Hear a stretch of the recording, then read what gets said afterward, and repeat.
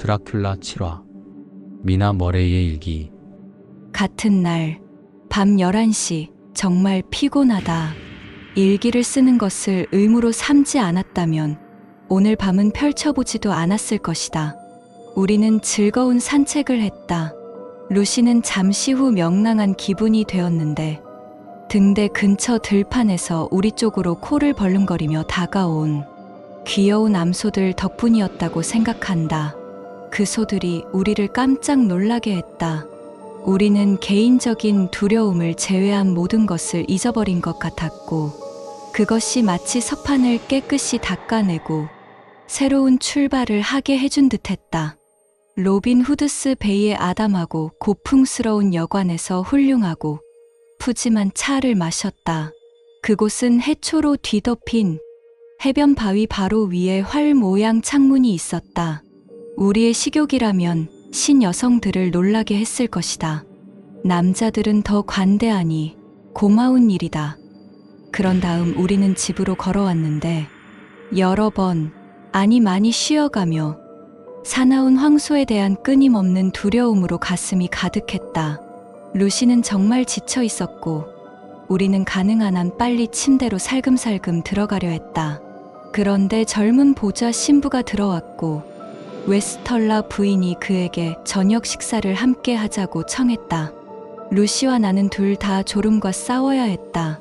내 쪽에서는 힘든 싸움이었다는 것을 알고 있으며 나는 꽤 영웅적이다. 언젠가 주교들이 모여서 저녁 식사를 권해도 받지 않고 소녀들이 피곤할 때를 아는 새로운 부류의 보좌 신부들을 양성하는 문제를 논의해야 할 것 같다. 루시는 잠들어 있고 부드럽게 숨 쉬고 있다. 평소보다 볼에 혈색이 더 돌고 정말이지 너무나 사랑스러워 보인다. 호무드 씨가 응접실에서 그녀를 보고 사랑에 빠졌다면 지금의 그녀를 본다면 뭐라고 할까? 시인 여성, 작가들 중 일부는 언젠가 남녀가 청혼하거나 승낙하기 전에 서로 잠든 모습을 볼 수 있어야 한다는 생각을 시작할 것이다. 하지만 신여성은 앞으로 승낙하는데 만족하지 않을 것이다. 그녀가 직접 청혼할 것이다. 그리고 그것도 훌륭하게 해낼 것이다. 그것도 위안이 된다. 오늘 밤 나는 너무 행복하다. 사랑하는 루시가 나아진 것 같기 때문이다. 그녀가 고비를 넘겼고 악몽의 고통에서 벗어났다고 진심으로 믿는다. 조나선이 무사한지만 알 수 있다면 정말 행복할 텐데 신이 그를 축복하고 지켜주시길. 8월 11일 새벽 3시 다시 일기를 쓴다. 이제 잠을 잘 수 없으니 쓰는 편이 낫겠다. 너무 동요되어 잠을 잘 수 없다. 우리는 모험을, 고통스러운 경험을 했다. 일기를 닫자마자 잠이 들었다.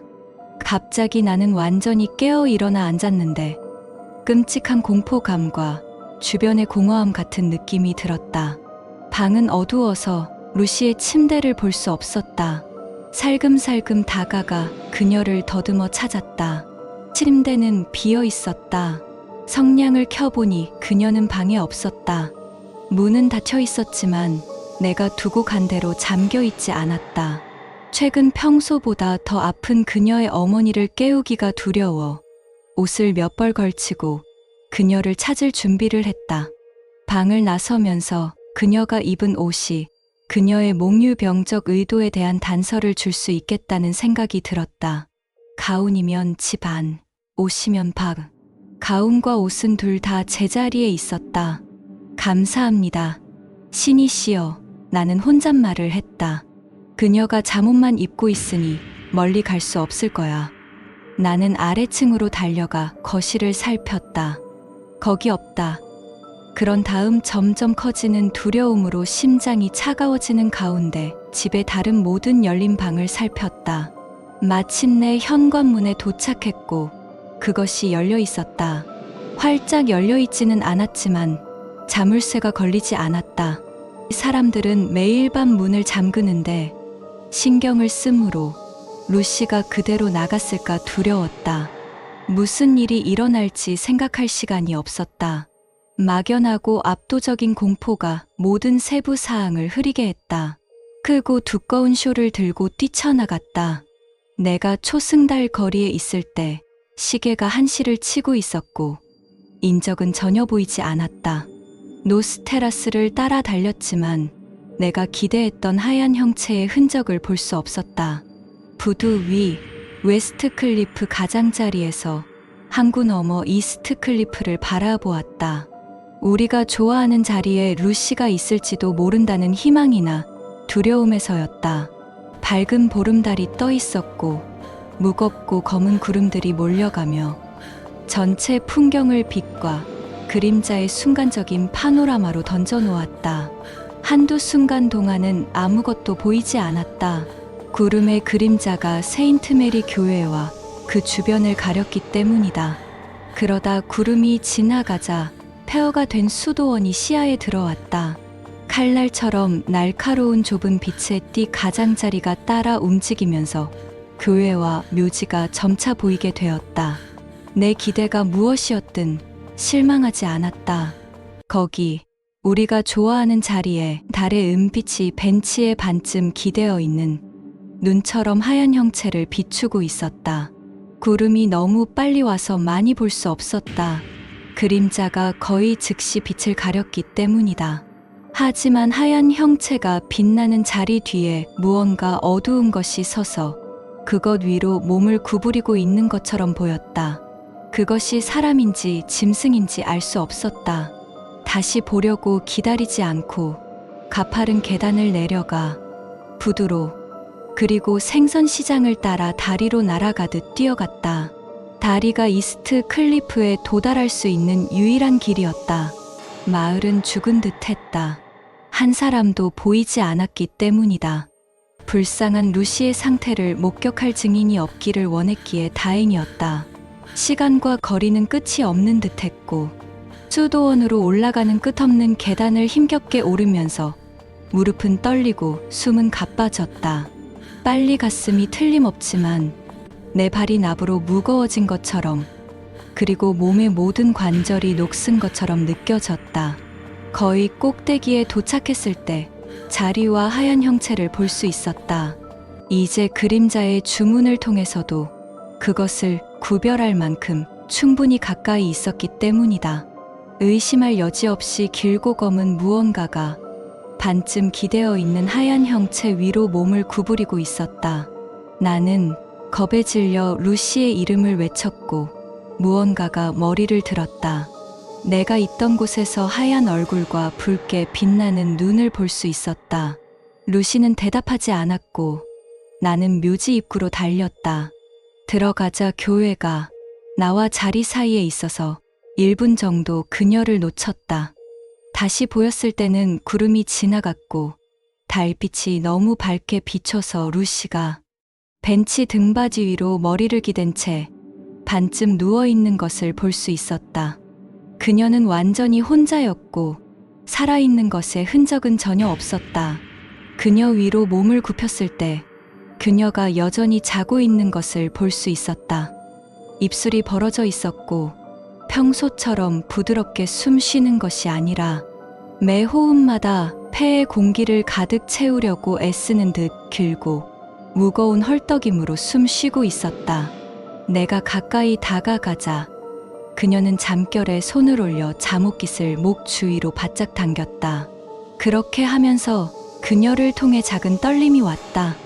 마치 추위를 느낀 것처럼 나는 따뜻한 쇼를 그녀 위에 덮고 가장자리를 목 주위로 꽉 당겼다. 그녀가 옷을 입지 않은 채 밤 공기에서 치명적인 냉기를 받을까 두려웠기 때문이다.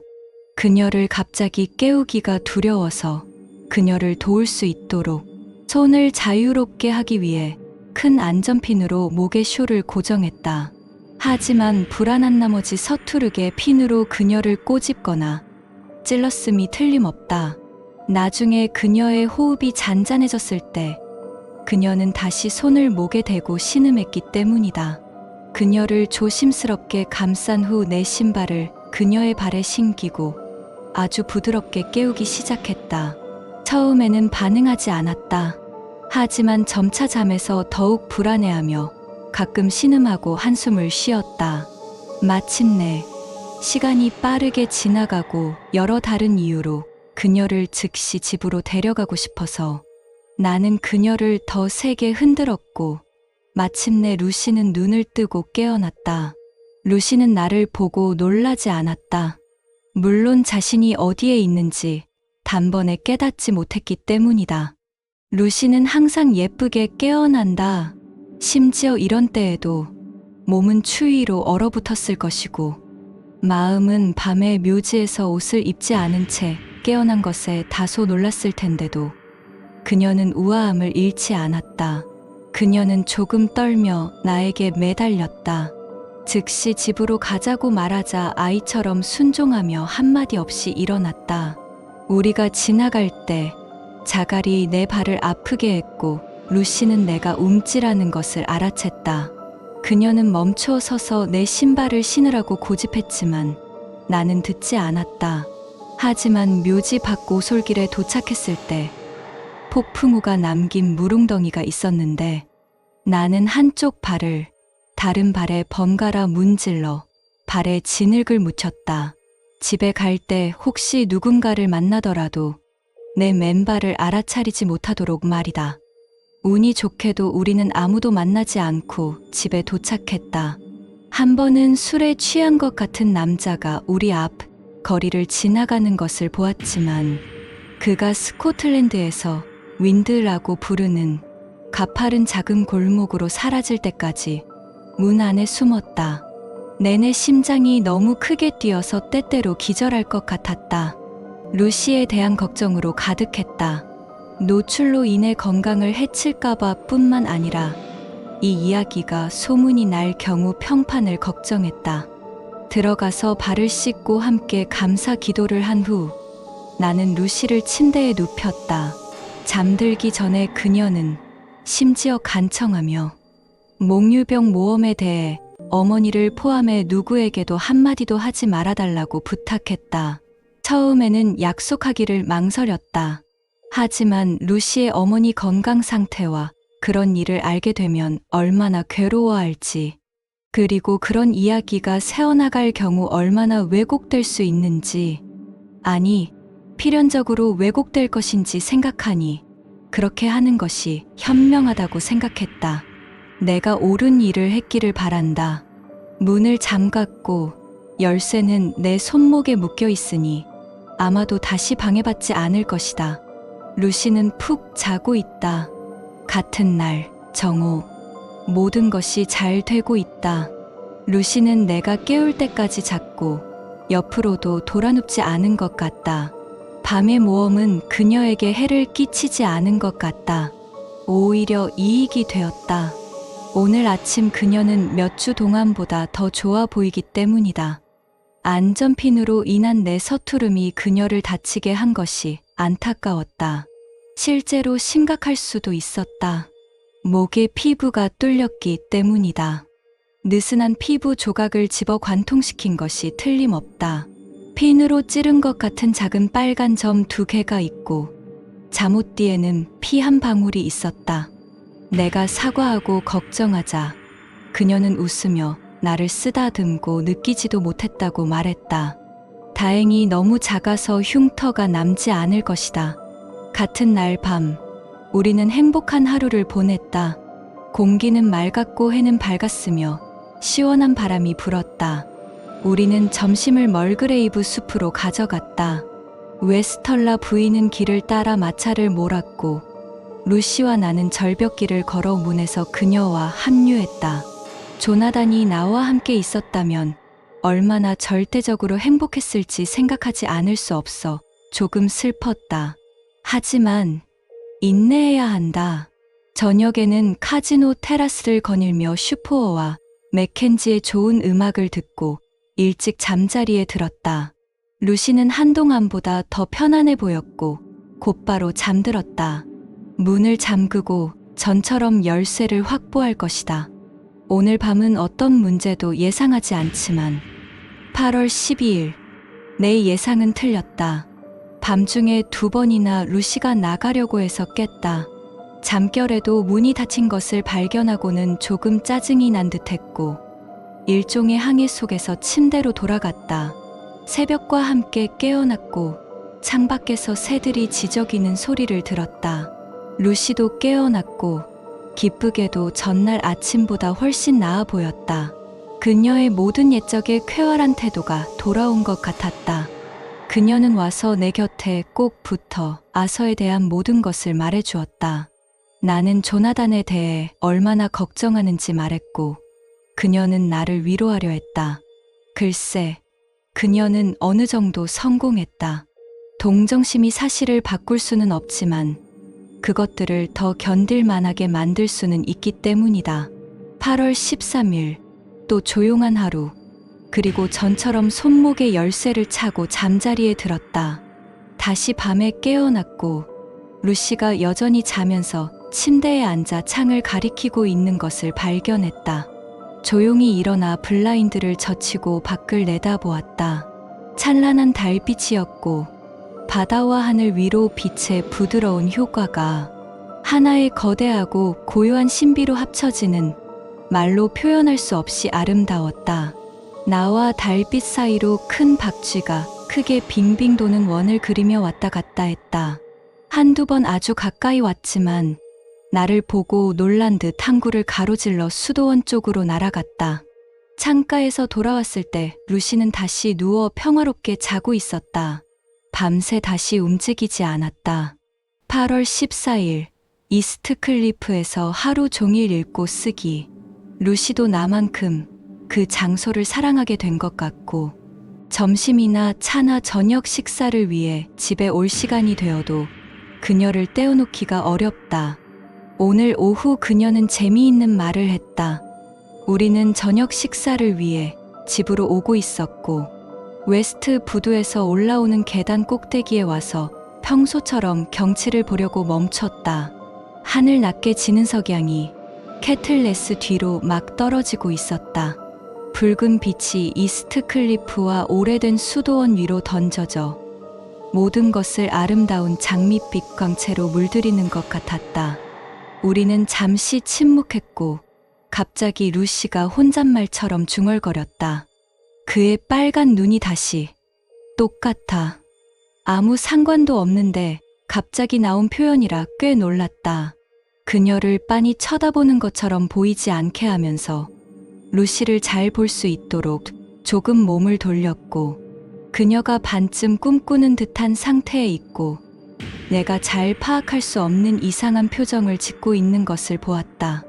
그래서 아무 말도 하지 않고 그녀의 시선을 따라갔다. 그녀는 우리 자리를 바라보는 것 같았는데 거기에 어두운 형체가 혼자 앉아 있었다. 나도 조금 놀랐다. 순간 낯선 사람이 불타는 불꽃 같은 큰 눈을 가진 것처럼 보였기 때문이다. 하지만 다시 보니 환상이 사라졌다. 붉은 햇빛이 우리 자리 뒤 세인트 메리 교회 창문에 비치고 있었고 태양이 지면서 굴절과 반사에 충분한 변화가 생겨 빛이 움직이는 것처럼 보였다. 나는 루시의 주의를 그 독특한 효과로 끌었고 그녀는 깜짝 놀라며 정신을 차렸지만 여전히 슬퍼 보였다. 저 위에서의 그 끔찍한 밤을 생각하고 있었는지도 모른다. 우리는 그것에 대해 절대 언급하지 않는다. 그래서 나는 아무 말도 하지 않았고 우리는 저녁 식사를 하러 집에 갔다. 루시는 두통이 있어서 일찍 잠자리에 들었다. 나는 그녀가 자는 것을 보고 나 자신도 짧은 산책을 나갔다. 서쪽으로 절벽을 따라 걸었고 조나선을 생각하며 달콤한 슬픔으로 가득했다. 집에 올 때 그때는 밝은 달빛이어서 초승달 부분 앞면이 그늘에 있었지만 모든 것이 잘 보였다. 우리 창을 흘끗 보았는데 루시의 머리가 밖으로 기대어 있었다. 아마도 나를 찾고 있는 것 같아서 손수건을 들어 흔들었다. 그녀는 알아차리거나 어떤 움직임도 하지 않았다. 바로 그때 달빛이 건물의 모퉁이를 돌아 스며들었고 빛이 창에 떨어졌다. 분명히 루시였다. 창턱에 머리를 기대고 눈을 감고 있었다. 그녀는 깊이 잠들어 있었고 그녀 옆 창턱에는 제법 큰 새처럼 보이는 것이 앉아 있었다. 감기에 걸릴까봐 두려워 위층으로 달려갔지만 내가 방으로 들어갈 때 그녀는 깊이 잠든 채로 침대로 돌아가고 있었고 무겁게 숨을 쉬고 있었다. 그녀는 추위로부터 보호하려는 듯 목에 손을 대고 있었다. 나는 그녀를 깨우지 않고 따뜻하게 덮어주었다. 문이 잠겨 있고 창문이 단단히 고정되어 있는지 확인했다. 그녀는 자는 모습이 너무나 사랑스럽다.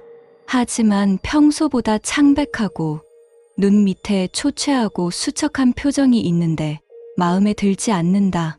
그녀가 무언가에 대해 걱정하고 있는 것 같다. 그것이 무엇인지 알아낼 수 있으면 좋겠다. 8월 15일, 평소보다 늦게 일어났다. 루시는 나른하고 피곤해서 내가 깨웠는데도 계속 잤다. 아침 식사 때 행복한 놀라움이 있었다. 아서의 아버지가 나아지셔서 곧 결혼식을 하기를 원하신다.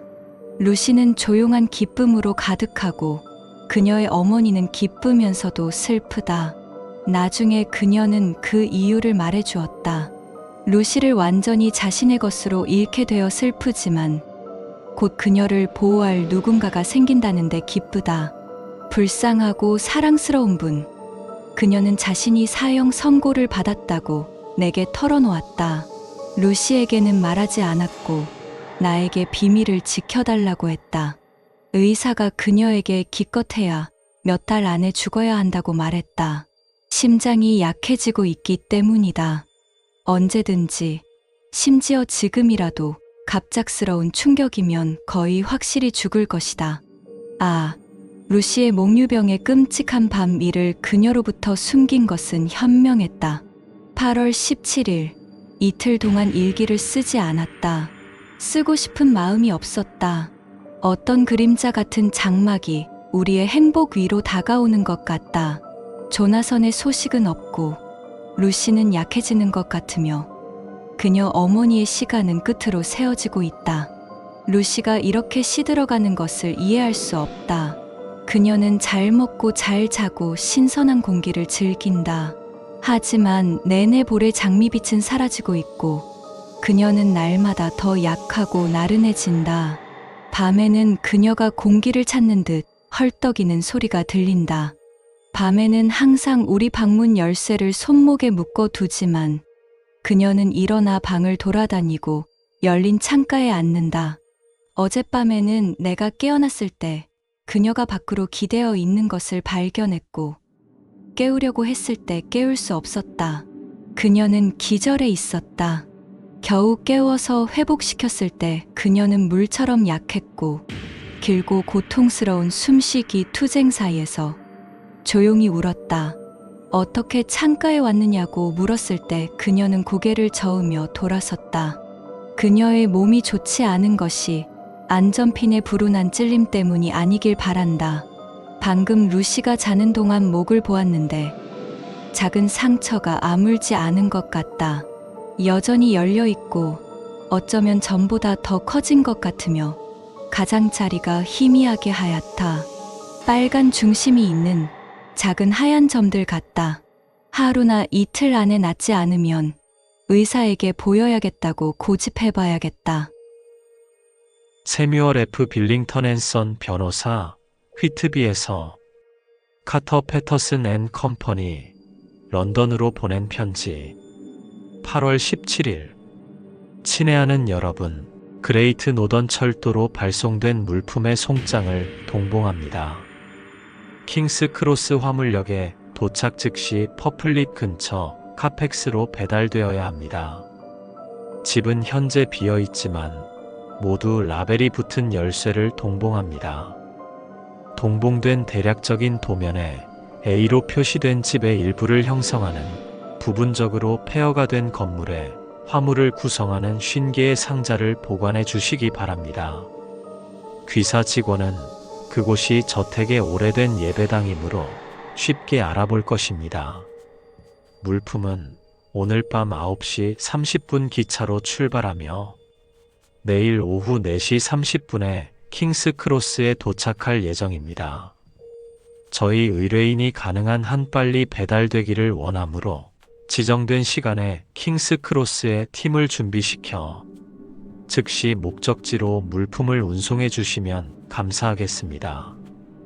귀사부서의 지불에 관한 일상적인 요구사항으로 인한 지연을 방지하기 위해 10파운드 수표를 동봉합니다. 영수증 확인 부탁드립니다. 요금이 이 금액보다 적으면 잔액을 반환할 수 있으며 더 크면 소식을 듣는 즉시 차액에 대한 수표를 보내겠습니다. 집주인이 복제 열쇠로 집에 들어갈 때 열쇠를 가져갈 수 있도록 떠날 때 열쇠를 집의 본관홀에 두고 가시기 바랍니다. 모든 방법으로 최대한의 신속함을 발휘해 주시도록 요청하는 것이 업무상 예의의 한계를 넘는 것으로 받아들이지 마시기 바랍니다. 정중히 올림 세뮤얼 F 빌링턴 앤 선. 카터 패터슨 앤 컴퍼니 런던에서 빌링턴 앤 선 휘트비로 보낸 편지 8월 21일. 친애하는 여러분, 10파운드 수령을 확인하며 동봉된 영수증 계정서에 표시된 초과 금액인 1파운드 17실링 9펜스의 수표를 반환합니다. 물품은 지시에 정확히 따라 배달되었으며 열쇠는 지시대로 본관 홀의 소포에 남겨두었습니다. 경의를 표하며 카터 패터슨 앤 컴퍼니 대리. 미나 머레이의 일기. 8월 18일. 오늘 나는 행복하다. 묘지의 자리에 앉아 이 글을 쓴다. 루시가 훨씬 나아졌다. 어젯밤 그녀는 밤새 잘 잤고 나를 한 번도 방해하지 않았다.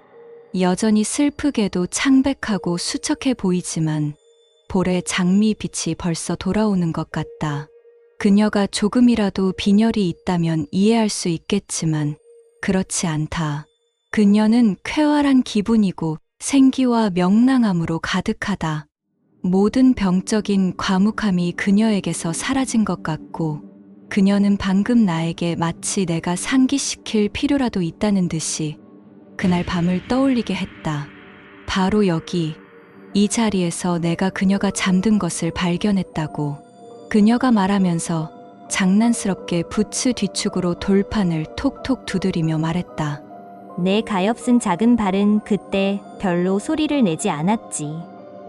아마도 불쌍한 늙은 스웨일즈 씨라면 내가 조디를 깨우고 싶지 않아서였다고 말했을 거야. 그녀가 그렇게 수다스러운 분위기여서 나는 그날 밤 꿈을 꾸었는지 물었다. 대답하기 전에 그녀의 이마의 아서가 그녀의 습관 때문에 나도 그를 아서라고 부른다. 사랑한다고 말하는 그 달콤하고 주름진 표정이 나타났다. 정말로 그가 그러는 것도 무리가 아니다. 그런 다음 그녀는 마치 그것을 스스로 떠올리려는 듯 반쯤 꿈꾸는 듯한 방식으로 계속했다. 정확히 꿈을 꾼 것은 아니었어. 하지만 모든 것이 실제인 것 같았어. 나는 단지 여기 이 장소에 있고 싶었을 뿐이야. 왜 그런지 모르겠어. 무언가가 두려웠거든. 그게 뭔지는 모르겠지만 내가 잠들어 있었다고 생각하지만 거리를 지나 다리를 건너는 것을 기억해. 내가 지나갈 때 물고기가 뛰어올랐고 나는 그것을 보려고 몸을 기울였어. 그리고 많은 개들이 짖는 소리를 들었어. 마을 전체가 한꺼번에 짖는 개들로 가득한 것 같았어. 그런 다음 길고 어두운 무언가에 대한 희미한 기억이 있었어. 붉은 눈을 가진 마치 우리가 석양에서 본 것처럼. 그리고 매우 달콤하고 매우 쓴 무언가가 동시에 내 주변에 있었어. 그러고는 깊은 녹색 물속으로 가라앉는 것 같았고 내 귀에서 노랫소리가 났어. 익사하는 사람들에게 그런 소리가 들린다고 들었어. 그러고 나서 모든 것이 나에게서 사라지는 것 같았어. 내 영혼이 몸에서 빠져나와 공중을 떠다니는 것 같기도 했었어. 한 번은 웨스트 등대가 바로 내 밑에 있었던 것 같아. 그러고는 마치 내가 지진 속에 있는 것처럼 고통스러운 느낌이 들었고 나는 돌아와서 내가 내 몸을 흔드는 것을 발견했어. 너를 느끼기 전에 내가 그러는 것을 본 것 같아. 그러고 나서 그녀는 웃기 시작했다. 내게는 조금 섬뜩하게 느껴졌고 나는 숨을 죽이고 그녀의 말을 들었다.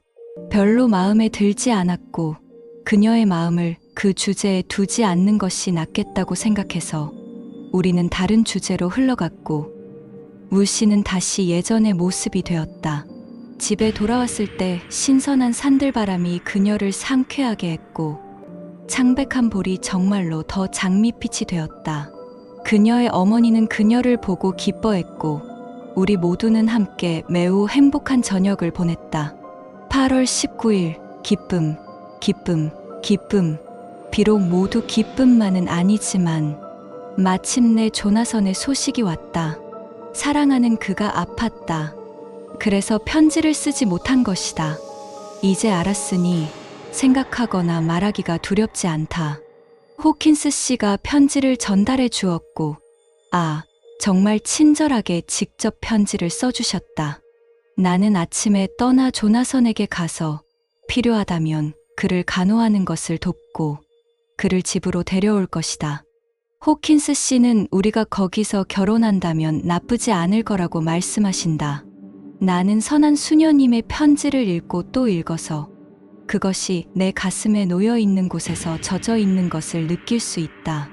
그것은 조나선에 관한 것이고 내 심장 옆에 있어야 한다. 그가 내 심장 속에 있기 때문이다. 내 여행은 모두 계획되었고 짐도 준비되었다. 나는 갈아입을 옷 한 벌만 가져간다. 루시가 내 트렁크를 런던으로 가져와서 내가 보내달라고 할 때까지 보관할 것이다. 나는 더 이상 쓸 수가 없다. 조나선, 내 남편에게 말하기 위해 남겨두어야 한다. 그가 보고 만진 편지가 우리가 만날 때까지 나를 위로해야 한다. 아가타 수녀 성요셉과 성녀 마리아 병원 부다페스트에서 윌헬미나 머레이 랑에게 보낸 편지. 8월 12일 친애하는 부인께 조나선 하커 씨의 요청으로 편지를 씁니다. 그는 신과 성 요셉과 성녀 마리아 덕분에 잘 회복되고 있지만 아직 직접 편지를 쓸 만큼 강하지 않습니다. 그는 거의 6주 동안 심한 뇌열로 고생하며 우리의 보살핌을 받아왔습니다. 그는 당신에게 사랑을 전하고 이 우편으로 엑서터의 피터 호킨스 씨에게 편지를 쓴다고 말해달라고 합니다.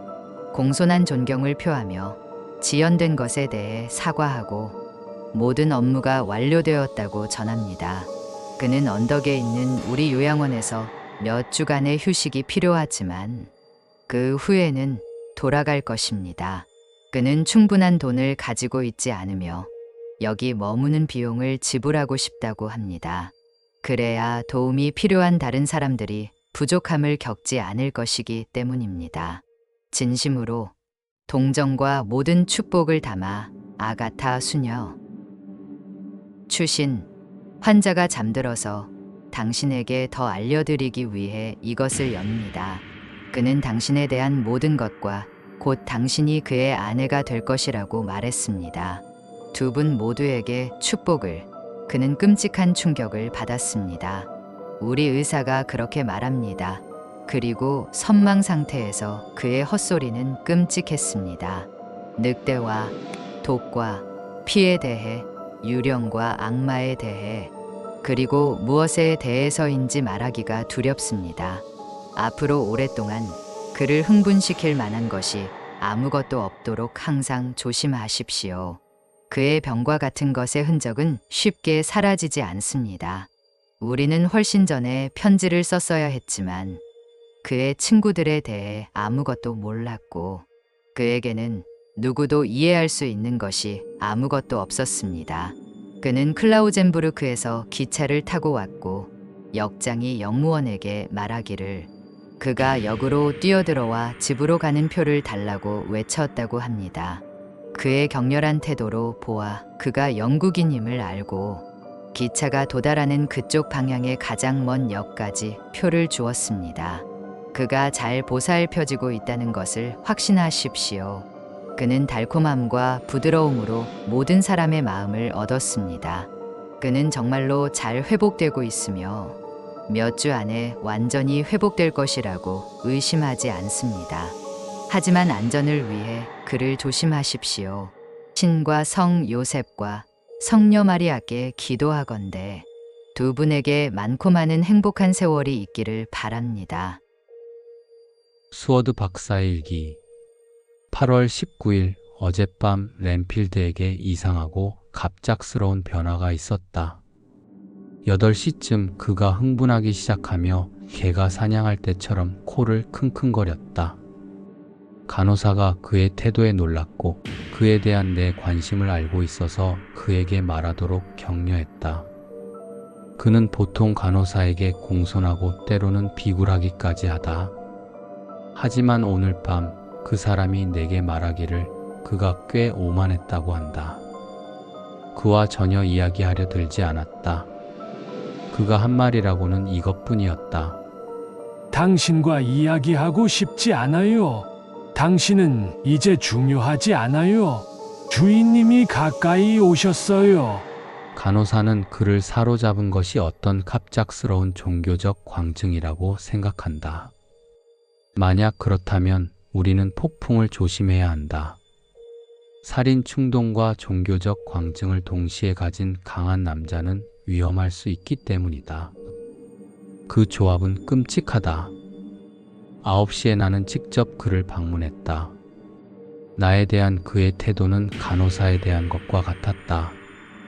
그의 숭고한 자아감 속에서 나와 간호사 사이의 차이는 그에게 아무것도 아닌 것처럼 보였다.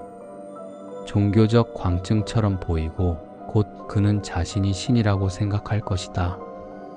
사람과 사람 사이의 이런 미세한 구분은 전능한 존재에게는 너무 하찮다. 이 미친 사람들이 얼마나 자신을 드러내는가.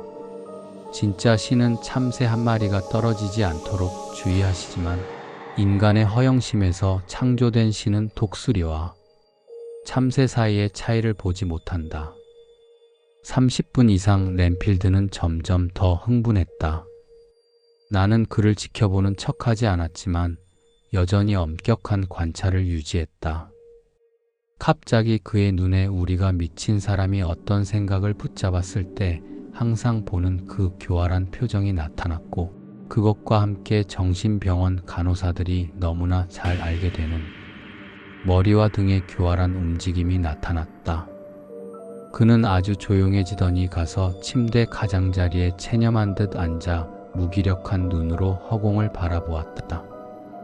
그의 무관심이 진짜인지 단지 가장한 것인지 알아보려고 그의 주의를 끌어내는데 결코 실패한 적이 없는 주제인 그의 애완동물에 대해 이야기하도록 유도했다. 처음에는 대답하지 않았지만 마침내 짜증스럽게 말했다. 다 귀찮아. 조금도 신경 쓰지 않아요. 뭐라고? 내가 말했다. 거미에 대해 신경 쓰지 않는다는 말은 아니겠지. 현재 거미가 그의 취미이고 공책은 작은 숫자들의 열로 채워지고 있다. 이에 그는 수수께끼 같이 대답했다. 신부 들러리들은 신부의 도래를 기다리는 눈들을 기쁘게 하나니 신부가 가까이 다가오면 채워진 눈들에게 들러리들은 빛나지 않느니라. 그는 자신의 말을 설명하려 하지 않고 내가 그와 함께 있는 내내 완고하게 침대에 앉아 있었다. 나는 오늘 밤 지쳤고 기분이 가라앉았다. 루시를 생각하지 않을 수 없고 일이 얼마나 달랐을 수 있었는지, 즉시 잠들지 못한다면 클로라를 복용하는 게 습관이 되지 않도록 조심해야 한다. 아니, 오늘 밤은 먹지 않겠다. 나는 루시를 생각했고 둘을 섞어서 그녀를 욕되게 하지 않을 것이다. 필요하다면 오늘 밤은 잠 없이 지낼 것이다. 나중에 결심을 해서 기쁘다. 그것을 지켜서 더 기쁘다. 뒤척이며 누워 있었고 시계가 단 2번만 치는 것을 들었을 때 야간 경비원이 병동에서 올라와 랜필드가 탈출했다고 알렸다. 나는 옷을 걸치고 즉시 뛰어내려갔다. 내 환자는 돌아다니기에는 너무 위험한 사람이다. 그의 그런 생각들은 낯선 사람들과 위험하게 작용할 수 있다. 간호사가 나를 기다리고 있었다. 그가 말하기를 10분 전에 문에 관찰 구멍을 통해 보았을 때 그가 침대에서 자는 것처럼 보였다고 한다. 그의 간호사는 창문이 뽑히는 소리에 즉시 달려가 보았다. 그는 뛰어 돌아가 그의 발이 창문을 통해 사라지는 것을 보았고 즉시 나를 불렀다. 그는 잠옷만 입고 있어서 멀리 갈 수 없다. 간호사는 문으로 건물 밖으로 나가는 동안 그를 놓칠 수 있으므로 그를 따라가는 것보다 그가 어디로 가는지 지켜보는 것이 더 유용하다고 생각했다. 그는 덩치 큰 사람이라 창문을 통과할 수 없었다. 나는 마른 편이라서 그의 도움으로 나갔지만 발부터 먼저 나갔고 우리가 지면에서 몇 피트 위에 있었기 때문에 다치지 않고 착지했다.